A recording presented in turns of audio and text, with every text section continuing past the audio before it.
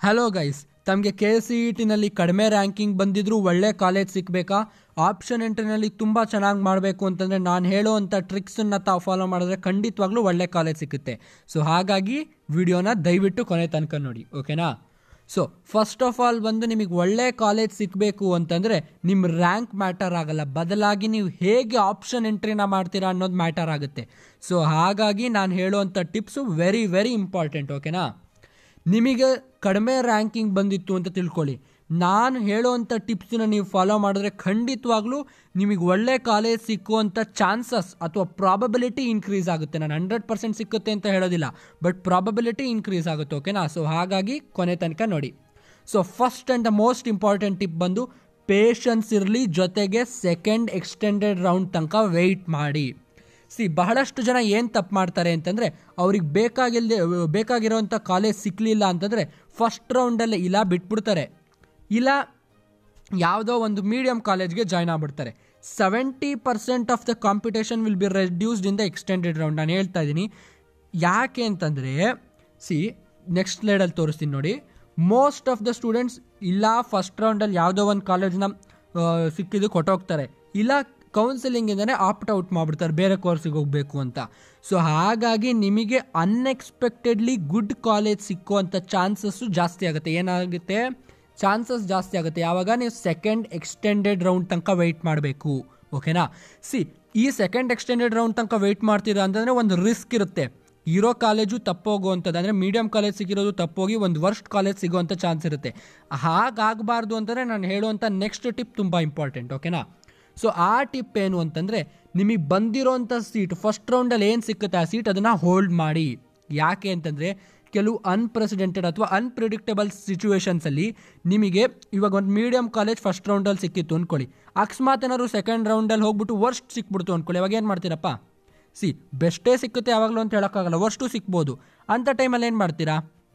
ಮೀಡಿಯಮಿಂದ worst ಹೋದರೆ ನೀವು second ರೌಂಡಿಗೆ ಹೋಗಿದ್ದು ವ್ಯರ್ಥ ಆಗುತ್ತೆ. ಅಂಥ ಟೈಮಲ್ಲಿ ನೀವು ಬ್ಯಾಕಪ್ ಆಪ್ಷನ್ನಾಗಿ ಅಥವಾ ಸೇಫ್ ಆಪ್ಷನ್ನಾಗಿ ಸೀಟನ್ನ ಹೋಲ್ಡ್ ಮಾಡಬೇಕಾಗುತ್ತೆ.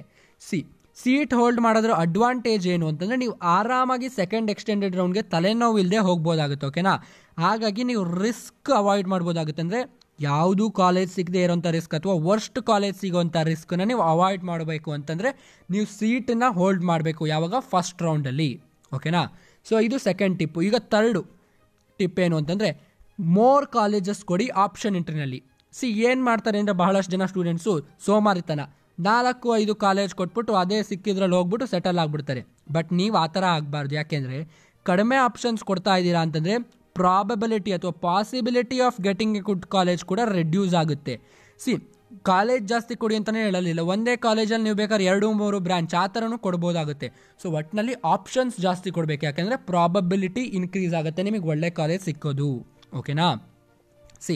ಯಾವಾಗಲೂ ಕೂಡ ಲಕ್ಕಿ ಚಾನ್ಸಸ್ ಇದ್ದೇ ಇರುತ್ತೆ, ಓಕೆನಾ? ಒಳ್ಳೆ ಕಾಲೇಜಲ್ಲಿ ಸಿಗೋವಂಥದ್ದು. ಯಾಕೆ ಅದನ್ನು ನೀವು ಬಳಸ್ಕೊಳ್ಳೋದಿಲ್ಲ? ಖಂಡಿತವಾಗ್ಲೂ ಬಳಸ್ಕೊಳ್ಳಿ. ನಾನು ಎಷ್ಟೊಂದು ಇನ್ಸ್ಟೆನ್ಸಸ್ ಕೇಳಿದ್ದೀನಿ. 50,000 ಕಟ್ ಆಫ್ ಇರೋವಂಥದ್ದು ಒಬ್ಬ 80,000 ತೊಗೊಂಡಿರೋ ಸ್ಟೂಡೆಂಟ್ಗೂ ಕೂಡ ಸಿಕ್ಕಿದೆ. ಇಂಥ ಚಾನ್ಸಸ್ ಎಲ್ಲ ಇರುತ್ತೆ. ಹಾಗಾಗಿ ದಯವಿಟ್ಟು ಕಾಲೇಜಸ್ನ ಜಾಸ್ತಿ ಕೊಡಿ. ಸುಮ್ಮನೆ 4-5 ಕೊಟ್ಟು ಸುಮ್ಮನೆ ಆಗಬೇಡಿ. ನಿಮ್ದು ಎಷ್ಟು ಕಡಿಮೆ ರ್ಯಾಂಕಿಂಗ್ ಬಂದಿದೆ ಅಷ್ಟು ಜಾಸ್ತಿ ಕೊಡ್ರಪ್ಪ. ಮಿನಿಮಮ್ ಒಂದು 30 ಆಪ್ಷನ್ಸ್ ಆದರೂ ನೀವು ರೆಡಿ ಮಾಡಿ ಇಟ್ಕೊಳ್ಬೇಕು, ಓಕೆನಾ? ಸೊ ಇದಂತೂ ಮ್ಯಾಂಡೇಟ್ರಿ, ಓಕೆ? ಸೊ ಮುಂದಿನ ಪಾಯಿಂಟಿಗೆ ಹೋಗೋಕ್ಕಿಂತ ಮುಂಚೆ, ತಮ್ಮಲ್ಲಿ ಬಹಳಷ್ಟು ಜನ ಹೇಗೆ RCBನ IPL ಟ್ರೋಫಿ ಇಗ್ನೋರ್ ಮಾಡುತ್ತೋ ಅದೇ ರೀತಿ ನಮ್ಮ ಚಾನಲ್ನ ಸಬ್ಸ್ಕ್ರೈಬ್ ಬಟನ್ನ ಇಗ್ನೋರ್ ಮಾಡ್ತೀರಾ. ದಯವಿಟ್ಟು ಆ ರೀತಿ ಮಾಡಬೇಡಿ. ಸಬ್ಸ್ಕ್ರೈಬ್ ಬಟನ್ನ ಕ್ಲಿಕ್ ಮಾಡಿ, ಅದ್ರ ಜೊತೆಗೆ ಬೆಲ್ ಐಕನ್ನು ಕೂಡ ಕ್ಲಿಕ್ ಮಾಡಿ. ನಾವು ಇಂಥ ಒಳ್ಳೆ ವಿಡಿಯೋಸ್ ಬಂದಾಗ ತಮಗೆ ಬೆಲ್ ಐಕನ್ ಕ್ಲಿಕ್ ಮಾಡೋದ್ರಿಂದ ನೋಟಿಫಿಕೇಶನ್ ಬರುತ್ತೆ. ಜೊತೆಗೆ ತಮ್ಮ ಕಮೆಂಟ್ ಸೆಕ್ಷನಲ್ಲಿ ತಮ್ಮ ಒಪಿನಿಯನ್ನ ತಿಳಿಸಿ. ಇನ್ನೊಂದು ಇಂಪಾರ್ಟೆಂಟ್ ಪಾಯಿಂಟ್ ಏನಂದರೆ, ನಾವು ಕ್ಲೆವರ್ವೆಂಟ್ ಇಂಗ್ಲೀಷ್ ಚಾನಲ್ನ ಸ್ಟಾರ್ಟ್ ಮಾಡಿದ್ವಿ.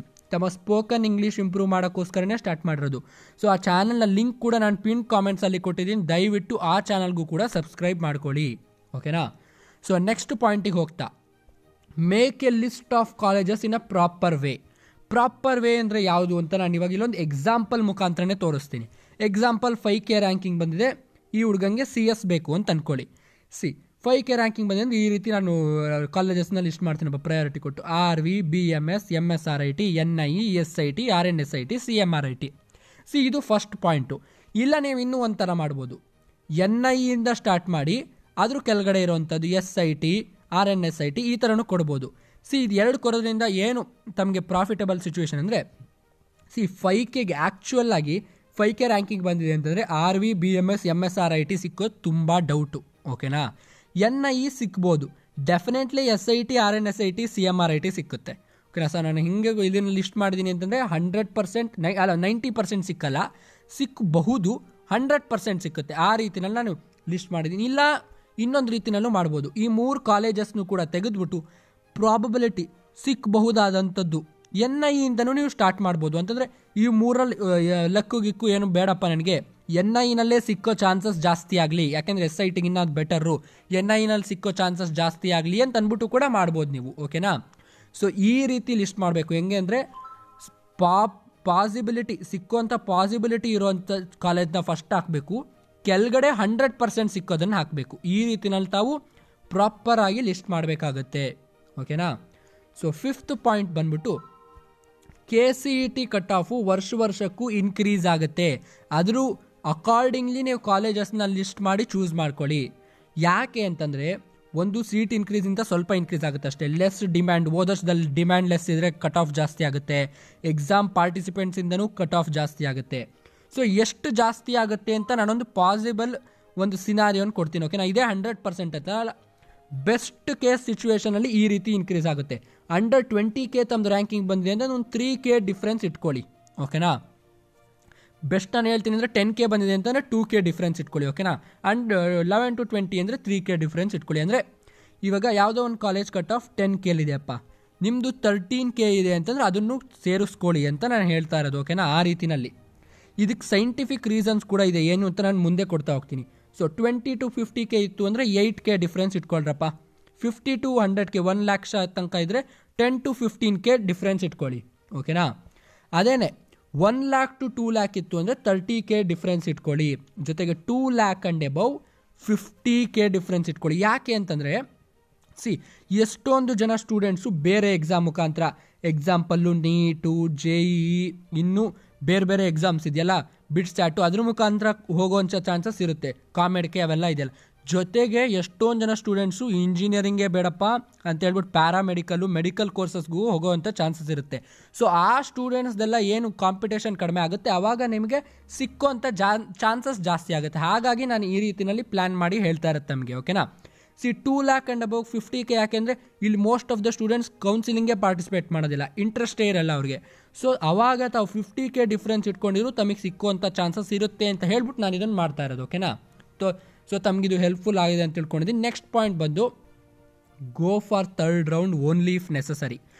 ನಿಮಗೆ ನಾನು ಏನೇ ಆದರೂ ಇಂಜಿನಿಯರಿಂಗೇ ಮಾಡಬೇಕಪ್ಪ, ಬೇರೆ ಕೋರ್ಸ್ ಹೋಗೋದೇ ಇಲ್ಲ, ಯಾವುದೇ ಕಾಲೇಜ್ ಸಿಕ್ಕಲಿ, ಒಳ್ಳೆಯದಾದ್ರೂ ಇರಲಿ ಕೆಟ್ಟದಾದ್ರೂ ಇರಲಿ, ಹಂಗೆ ಮಾತ್ರ ತಮ್ಮಲ್ಲಿ ಮೈಂಡ್ ಸೆಟ್ ಇದ್ದರೆ ಅವಾಗ ಮಾತ್ರ 3rd round ಹೋಗಿ. ಯಾಕೆ ಅಂತಂದರೆ ಎಷ್ಟೊಂದು ಒಳ್ಳೊಳ್ಳೆ ಕಾಲೇಜಸ್ಸಲ್ಲಿ 2nd round ಎಂಡ್ ಆಗುತ್ತೆ, ಇದು ಫ್ಯಾಕ್ಟ್. ಓಕೆನಾ, seat left in the 3rd round will be usually bad colleges, ಇದು ಫ್ಯಾಕ್ಟು, ಸ್ಟ್ರೈಟ್ ಫ್ಯಾಕ್ಟ್ ಇದು. ಯಾಕೆಂದರೆ ಒಳ್ಳೆ ಕಾಲೇಜಸ್ಸಲ್ಲಿ 2nd round ಸೀಟ್ಗಳು ಬಂದಾಗ ಹೋಗುತ್ತೆ. ಹಾಗಾಗಿ ತಾವು ಇಂಜಿನಿಯರಿಂಗ್ ಮಾಡಲೇಬೇಕು ಅಂತ ಡಿಟರ್ಮೈಂಡ್ ಆಗಿದ್ದರೆ ಮಾತ್ರ 3rd round ಹೋಗಿ, ಇಲ್ಲ ಅಂದರೆ ಖಂಡಿತ 2nd extended round last round ಆಗಿರ್ಬೇಕು ತಮ್ಮದು. ಜೊತೆಗೆ ತಾವು 3rd round ತೊಗೊಳ್ಳೋ ಕಾಲೇಜ್ಗಿಂತ ಬೇರೆ ಯಾವ್ದಾದ್ರು ಕೋರ್ಸಲ್ಲಿ ಟಾಪ್ ಕಾಲೇಜಿಗೆ ಹೋಗಿ ಮಾಡೋದು ಬೆಟರು. ಇದು ನನ್ನ ಒಂದು ಸಜೆಷನ್ನು. ಓಕೆನಾ, ನಾನು ಹೇಳುವ better to do other courses in its respective top colleges than go for this option. ಈ ಆಪ್ಷನ್ಗಿನ್ನ ಬೇರೆ ಕೋರ್ಸಸ್ಸು ಇನ್ನೂ ಬೆಟರ್ ಕಾಲೇಜ್ನಲ್ಲಿ ಮಾಡೋದು ಬೆಟರು. ಓಕೆನಾ, ಎಕ್ಸಾಂಪಲ್ AG ಎಲ್ಲೋ ಟಾಪ್ ಕಾಲೇಜ್ ಬೆಂಗಳೂರಲ್ಲಿ ಸಿಕ್ಕಿದೆ GKVKನಲ್ಲಿ ಅಂದರೆ ಅಂಥ ಟೈಮಲ್ಲಿ ಅದಕ್ಕೆ ಹೋಗೋದೇ ಬೆಟರು, ಯಾವುದೋ ಈ ವರ್ಸ್ಟ್ ಇಂಜಿನಿಯರಿಂಗ್ ಕಾಲೇಜ್ಗೆ ಹೋಗೋಕ್ಕಿಂತ. ಓಕೆನಾ, next tip, take mark round seriously and make changes accordingly. KCETನಲ್ಲಿ 90% ಚಾನ್ಸ್ ಏನಪ್ಪ ಅಂದರೆ ಮಾರ್ಕ್ ರೌಂಡೇ ಫಸ್ಟ್ ರೌಂಡು. ಓಕೆನಾ, ಫಸ್ಟ್ ರೌಂಡ್ ಥರನೇ ಮಾರ್ಕ್ ರೌಂಡ್ ಇರೋಂಥ 90% ಚಾನ್ಸ್ ಇರುತ್ತೆ, ಆಲ್ಮೋಸ್ಟ್ ಚೇಂಜ್ ಆಗಲ್ಲ. ಇಂಥ ಟೈಮಲ್ಲಿ ಏನು ಚೇಂಜ್ ಮಾಡಬೇಕು ಅಂತ ನೀವು ಕೇಳೋದಾದರೆ, ಯಾವುದೋ ಒಂದು ಒಳ್ಳೆ ಕಾಲೇಜ್ ಇತ್ತು ಅಂದ್ಕೊಳ್ಳಿ. ಸಿಂಪಲ್ ನಾನು ಅವಾಗ ಹೇಳಿದೆ SIT 5K ಸಿಕ್ಕುತ್ತಪ್ಪ 100% ಅಂತ. ತಾವು ಆ ರೀತಿಯಲ್ಲೇ ಪ್ರಯಾರಿಟಿ ಕೊಟ್ಟಿದ್ರೆ ಅದು ಸಿಕ್ಕೋದನ್ನು ಕೆಳಗಡೆ ಕೊಟ್ಟಿದ್ದೀರಾ ಅಂತ ಅಂದ್ಕೊಳ್ಳಿ. ಅಕಸ್ಮಾತ್ ಮಾರ್ಕ್ ರೌಂಡಲ್ಲಿ SIT ಬರಲಿಲ್ಲ, ನಿಮಗೆ ಅದರಲ್ಲಿ ಸೀಟ್ ಸಿಕ್ಕಲಿಲ್ಲ ಅಂದ್ಕೊಳ್ಳಿ.